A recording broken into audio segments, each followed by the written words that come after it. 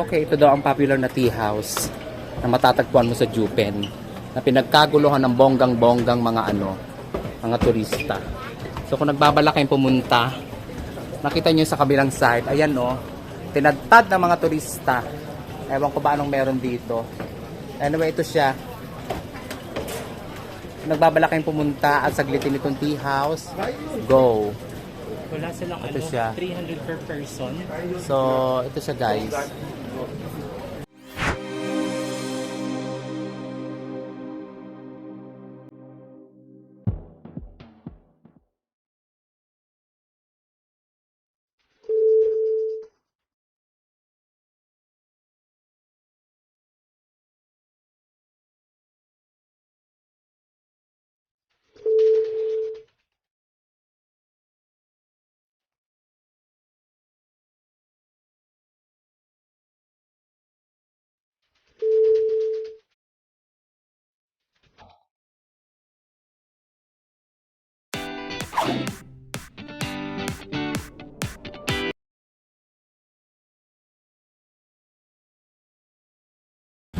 Okay guys, welcome back.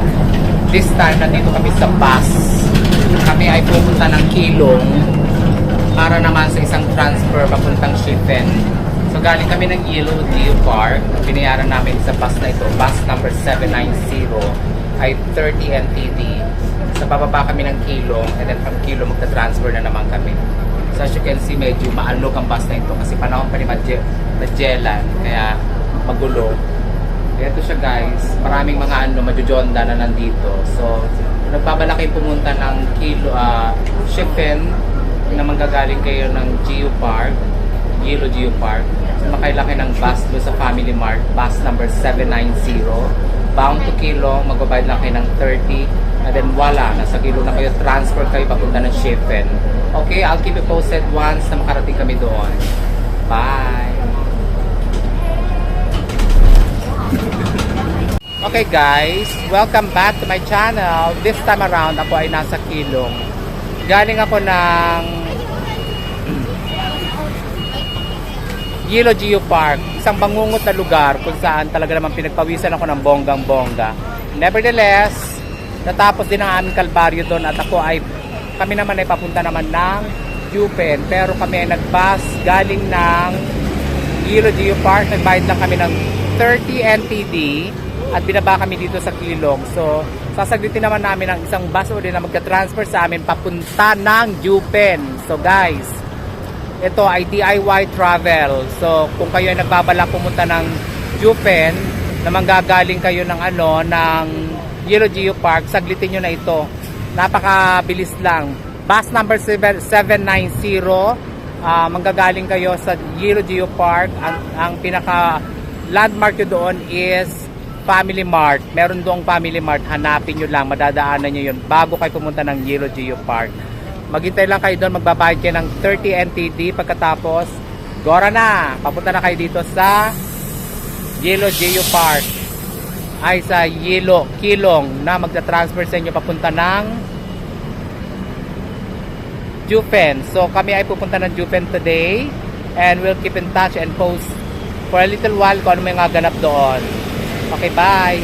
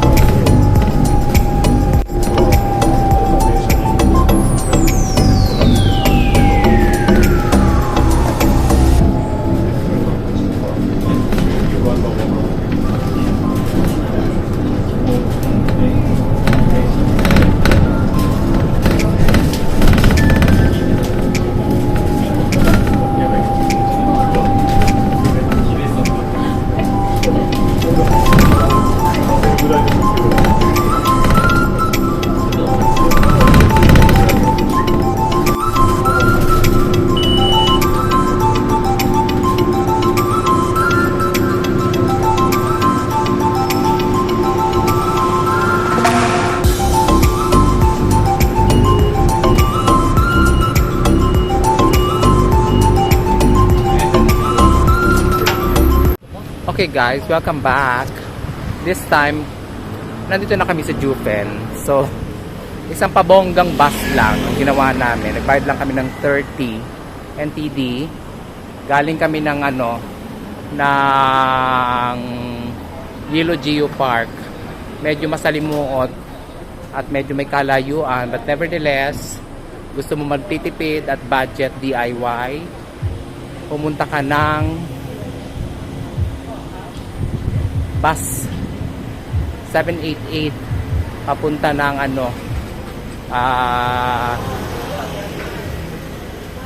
Jufen. Actually meron kaming view deck na inaakyatan dito, so most likely isa sa pwede mong ang lakas makatagaytay.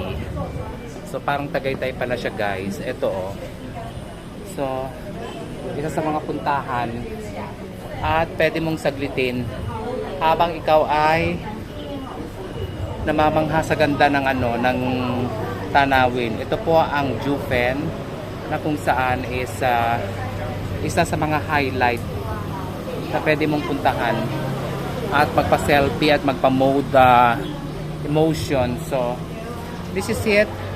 Medyo maaraw lang pero nevertheless pack na pack pa rin ang drama. Jufen, ang ganda ng view deck pala nila ito sa Jufen. So kung nagbabala kayong pumunta ng Jufen, saglitin nyo itong view deck na ito kasi isa sa puntahan ito ng mga turista. Yan siya guys, only here at Jufen. So this is it, at kami ay aakyat sa taas para mag-explore pa.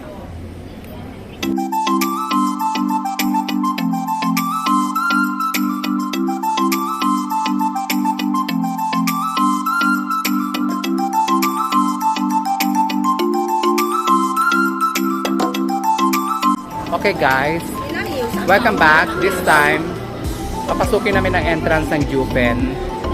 So, sinasaglit ito ng mga turista.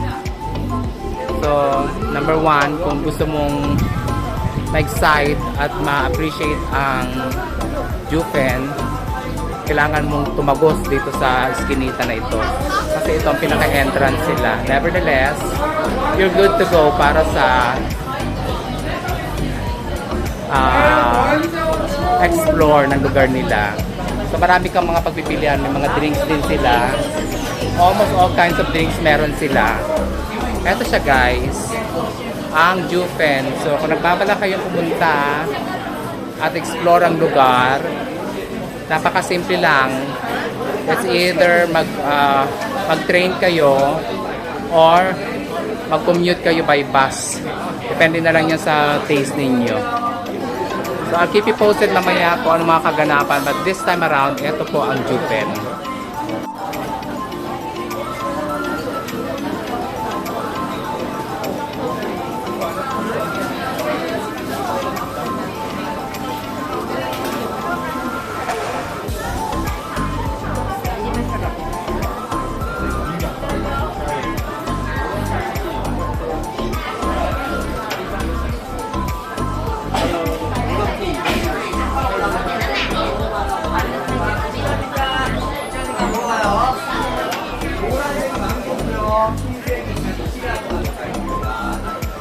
여기가 아신이라고 하는 브랜드.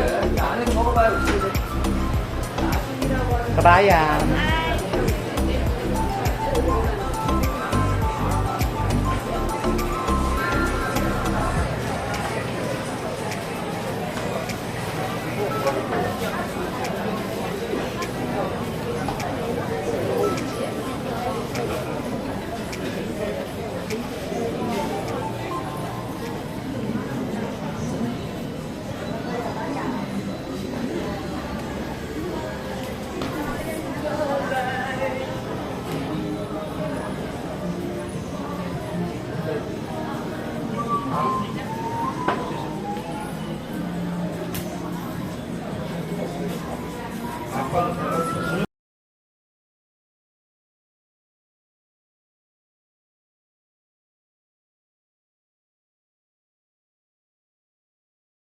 Okay guys, right now nandito ako sa Jufen. So, ito yung mga pinupuntahan ng mga turista. dito sa Juven. As you can see, ito yung aking partner at tumitingin ng mga bilihin kung ano mo pwede mabili dito. Anyway, wala ro pambili. Sightseeing na lang tayo. So anyway, ito po kami, nandito kami sa Juven at binabagtas namin ng lugar. So one of the places to explore in Taiwan is Juven. So isa sa mga kailangan nyo saglitin sa bucket list ninyo para ma-appreciate nyo ang beauty ng Taiwan is pumunta kayo ng Juven. Kasi sa Juven, may pen-pen ka na, may juju ka pa. Kaya Juven is the best. People. Jew is nice. Ang famous people. Kasi dati nung nakatira dito is siyang na pamilya. Tapos pupuntas pa sila sa iba para makabili ng mga needs nila. Ano yung part ko? Ano mo sinabi ko? Fun fact. Diyan lang sila na pamilya. Mga babata sila dito. Parang mo rito, mababas na doon. Para sa para makakabili ng kailangan.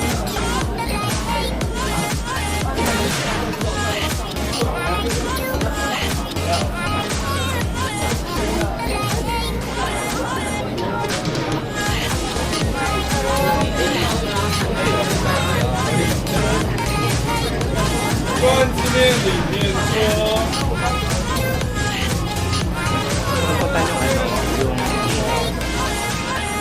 yung lugar na yon, tea house.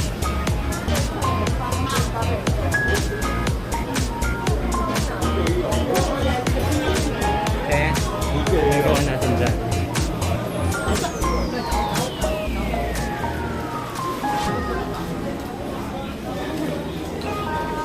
Ang haba ng biyahe, no? Kami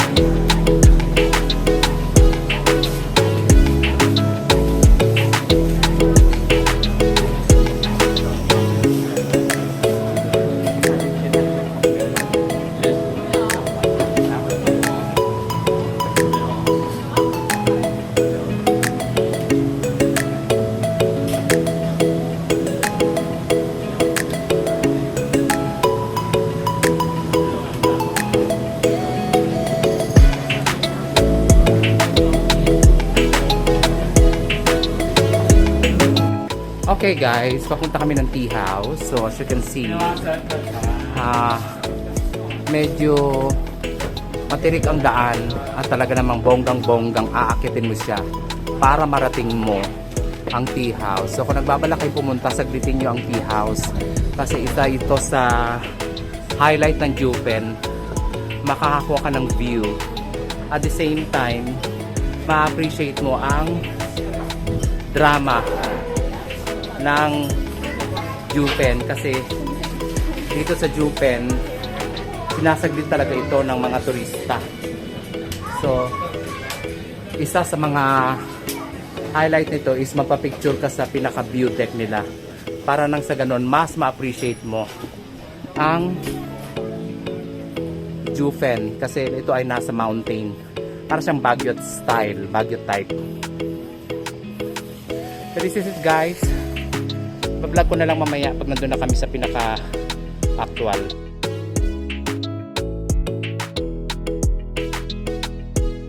Okay guys, so nandito kami sa another stretch ng Jupen. So pinitrace namin kung saan talaga banda yung tea house. So may viewing spot doon. Nevertheless, ano pa rin, hindi pa rin daw yun yung tea house. So anyway, ito ata yung pinaka-vocal na nagbabalak kang pumunta at saglitin ang Jupen. Ito pa, puntahan mo. Ito pala yung pinaka-alley na popular sa Jupen. Diba? Pwede mong pwede ka magpa-picture, pwede ka magpa-selfie. Ang ganda siya guys. Saglitin pictorial mode ng mga ng mga turista. Ito siya oh. Medyo matirik lang. Dahan-dahan ka lang ng slide kasi talaga namang otherwise malulot-lot paldes ka. Ito siya.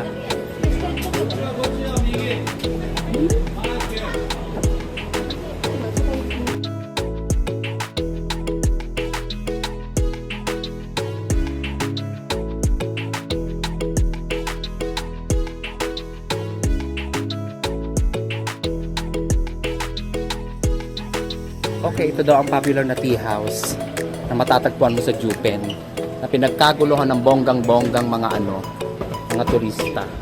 So kung nagbabalak kayong pumunta, makita nyo sa kabilang side, ayan tinadtad ng mga turista. Ewan ko ba anong meron dito. Anyway, ito siya. Nagbabalak kayong pumunta at saglitin itong tea house, go! Wala silang Ito siya. 300 per person. So, ito siya guys. Ay, kapag aakit ka doon sa picture ka, mas maganda na yung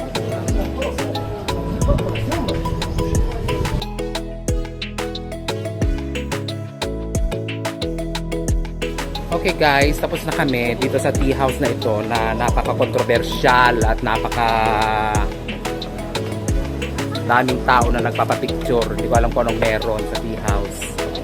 Anyway, ito siya. Kung nagbabalak kayong pumunta dito sa Jupen, saglitin nyo itong tea house na ito. Makikita nyo naman ang landmark niyan eh. Sundan nyo lang yung dami ng tao na umaakyat. At you're good to go. This is it. Tara at saglitin na natin pababa ang ang stretch ng ng Jupen. So this is it guys. Ito po ang Jupen. Ang totoong Jupen yan yan ang totoong Jupen.